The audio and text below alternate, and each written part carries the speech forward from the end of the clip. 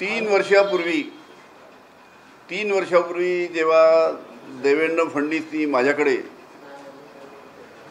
मिरजचे सुमित कदम यांना माझ्याकडे 5-6दा पाठवलं. एकदा तो माझ्याकडे सील्ड एन्व्हलप घेऊन आला आणि मला सांगितलं की याचं तुम्ही ॲफिडेविट करून द्या.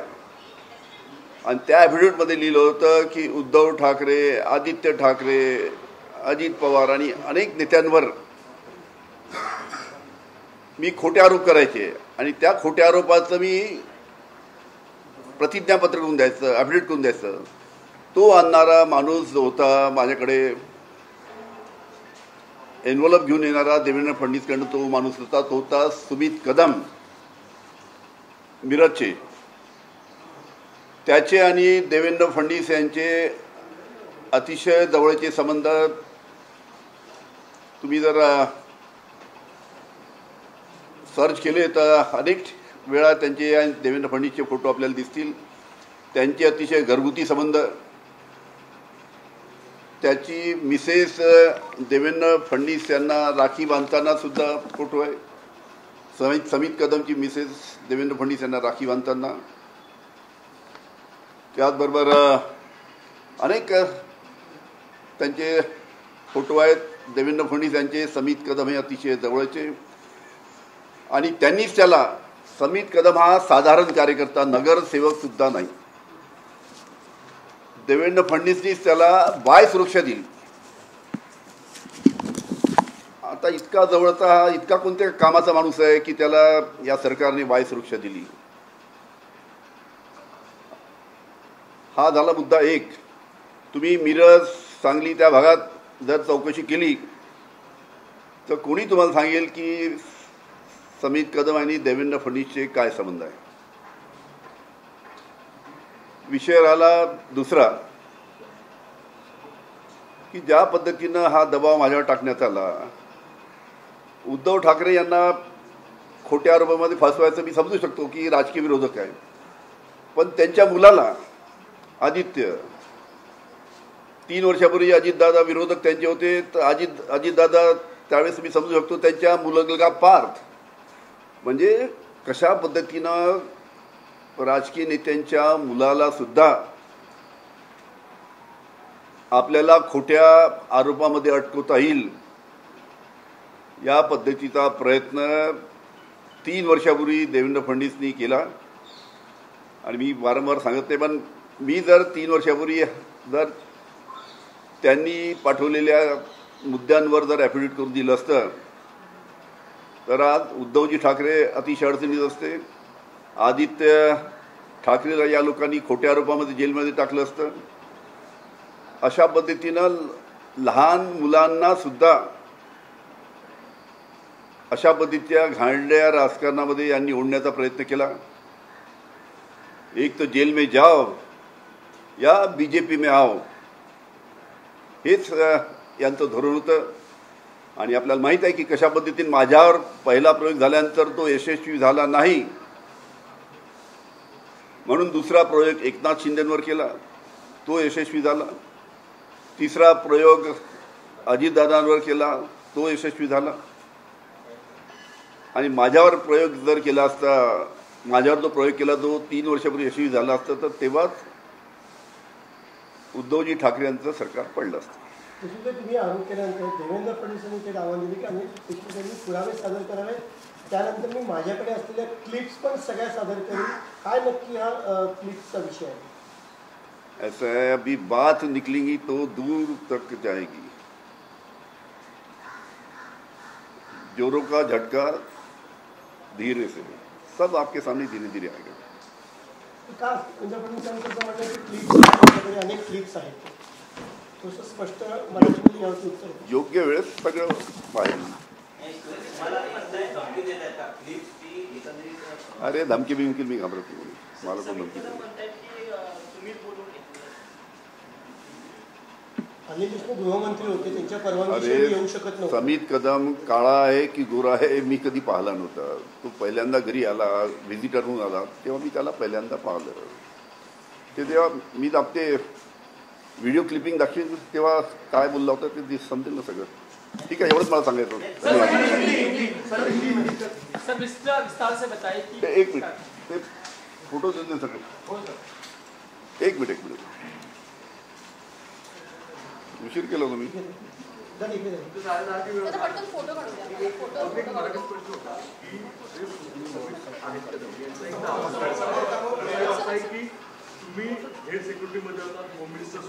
अरे मला त्याला माहित नाही, त्याला माहित आहे सगळं. माझ्याकडे रोजचे 200 लोक भेटायला येते. हाँ हिंदी हिंदी में विस्तार में बता दें, आप काफी गंभीर आरोप आप आगे भी पूछेंगे तो बताऊंगा. सर सुमित कदम को लेकर के आपने जो आरोप लगाए हैं, हिंदी में विस्तार से बताएं क्या था पूरा मामला और कब वो आपको मिलने आया और क्या उन्होंने आपको ऑफर किया था. 3 साल पहले जब उद्धव जी ठाकरे महाराष्ट्र के मुख्यमंत्री थे, 3 साल पहले जब अजित पवार महाराष्ट्र के उप मुख्यमंत्री थे, और 3 साल पहले जब मैं महाराष्ट्र का गृह मंत्री था, उस टाइम देवेंद्र फडणवीस ने परमवीर सिंह को पकड़ के मेरे ऊपर जो झूठे आरोप लगाए थे, उसके बाद सीबीआई ईडी लग गई. उस वक्त 3 साल पहले जो आदमी को देवेंद्र फडणवीस ने मेरे तरफ उद्धव ठाकरे, आदित्य ठाकरे और बाकी लोगों के खिलाफ में झूठे आरोप करने के लिए, एफिडेविट करने के लिए मेरे ऊपर दबाव डाला था और मुझे कहा था कि आप एफिडेविट करके दीजिए उद्धव ठाकरे के खिलाफ में, आप एफिडेविट कर दीजिए आदित्य ठाकरे के खिलाफ में. इस प्रकार के मेरे ऊपर उन्होंने दबाव डाला था. मैंने साफ इनकार कर दिया.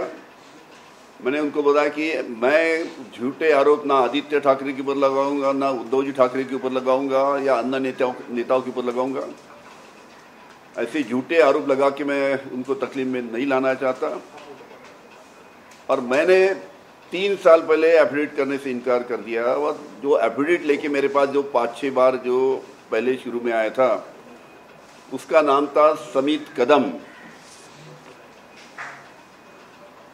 समित कदम ये नीरज के हैं और देवेंद्र फडणवीस इनके बहुत ही नज़दीकी है. देवेंद्र फडणवीस ने इनको AY प्रोटेक्शन दिया है. ये बहुत ही साधारण कार्यकर्ता है, ना नगर सेवक है, ना कभी महापौर रहे या उपमहापौर रहे. एक साधारण कार्यकर्ता है, उसको देवेंद्र फडणवीस के साथ में नजदीकिया होने के कारण उनको AY सुरक्षा दी गई.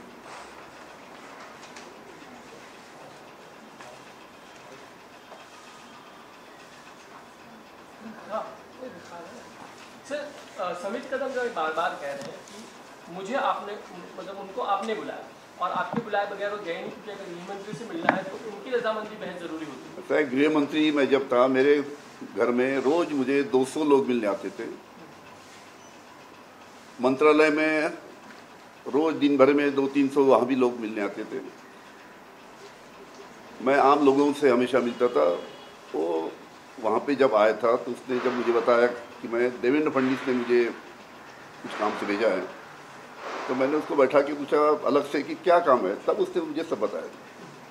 सर जो एनवेलप वो लिख के आए थे उनमें जिन मुद्दों की आप बात करें, इन मुद्दों पर एफिडेविट की, वो क्या मुद्दे थे, किस तरह के चार्जेस? उसका ऑलरेडी मैं बता चुका हूँ कि देवेंद्र फडणवीस चाहते थे कि मैं 3 साल पहले उद्धव जी ठाकरे के ऊपर झूठा आरोप करूं कि उद्धव जी ठाकरे इन्होंने मुझे एज ए गृह मंत्री उनके घर में बुलाया और कहा कि अनिल देशमुख, मुझे महानगर पालिका के चुनाव के लिए पैसों की ज़रूरत है, मुझे 300 करोड़ रुपये आप जमा करके दो. ऐसा झूठा आरोप मैंने उद्धव जी के ऊपर लगाया. उसी प्रकार झूठा आरोप आदित्य ठाकरे के ऊपर झूठा आरोप लगा कि उनको तकलीफ में लाना. दिशा सैलियन के बारे में वो बोलना, मतलब मैं बोला हूँ लेकिन बार बार बोलना अच्छा नहीं, कि दिशा सैलियन के साथ में उन्होंने जो किया उसके बारे में झूठा आरोप मैंने आदित्य ठाकरे के ऊपर लगाना. इस प्रकार से झूठे आरोप लगाने का एफिडेविट मुझे समित कदम ने देवेंद्र फडणवीस की तरफ से ला के दिया था. देवेंद्र फडणवीस ने मेरे साथ उनके फ़ोन से 5-6 बार बात किया और आखिर में जब मेरी बात हुई तब उन्होंने बताया कि अनिल बाबू इसका आप एफिडेविट करके दो. लेकिन मैं पढ़ने के बाद उनको समित कदम बोला, फिर से उनको फ़ोन लगाओ देवेंद्र फडणवीस को, उनको उसने फिर से फ़ोन लगाया. तब मैंने देवेंद्र फडणवीस को बोला था कि अनिल देशमुख ऐसा झूठा आरोप किसके ऊपर करेगा नहीं, और इस प्रकार की जो बहुत ही ओछी राजनीति आप जो कर रहे हैं, नीचे दर्जे की जो राजनीति कर रहे हैं, ऐसी राजनीति महाराष्ट्र ने कभी देखी नहीं। पार्थ पवार पण टार्गेट और मुझे ताज्जुब पार्थ पवार पण टार्गेटवरती होते और मुझे ताज्जुब है कि मुझे ताज्जुब ये बात का है कि ठीक है, बड़े ने उद्धव ठाकरे है, अजित पवार है, पवार साहब है, ऐसे बड़े नेता ठीक है राजनीति में ठीक है, पर उनके बेटे को तकलीफ देना। आदित्य ठाकरे बच्चा है, छोटा लड़का है उद्धव जी का, उनको तकलीफ देके उनको किस प्रकार से जेल में भेज सकते हैं उसकी तैयारी करना। अजित पवार तो खैर आज उनके साथ में है, लेकिन 3 साल विपक्ष के नेता थे, हमारे साथ थे 3 साल पहले।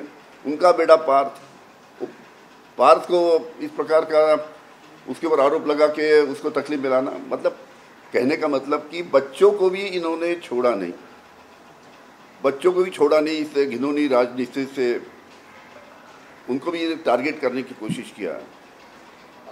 और कैसा है, इस प्रकार की राजनीति कभी किसने देखी नहीं। एक तो ऐसा है कि जेल में जाओ या बीजेपी में आओ, ये भारतीय जनता पार्टी का धोरण है।